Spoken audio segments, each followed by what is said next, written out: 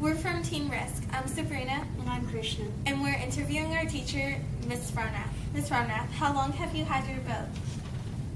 Since the 1980s, probably about 1985. How old is your boat tank?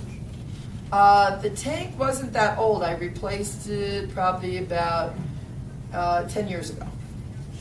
What kind of tank do you have? I had a fiberglass tank. When did you start putting ethanol on your boat? When the pumps at the various gas stations switched to ethanol, then I started putting ethanol in because you didn't have a choice, or at least I didn't even know that you had a choice. What happened to your tank? One day when I was out in the boat at Elliott Key, the tank dissolved. I didn't notice it at first, but I smelled gasoline. So I looked back to see if it was leaking out of the cap, but it wasn't. I actually touched the fiberglass tank and it had dissolved. You could put your finger right through it.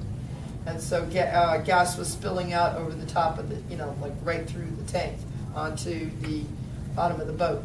Do you know if this has happened to anyone else?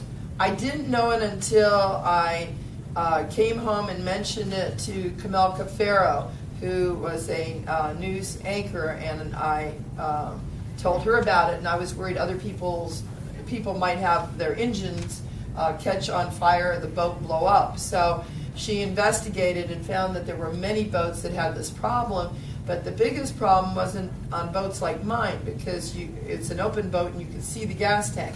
But many fiberglass tanks were built under the decks, and when they start leaking, you wouldn't know it, and all of a sudden, the light leaked spark could set it off and cause an explosion. Okay, thank you. You're welcome.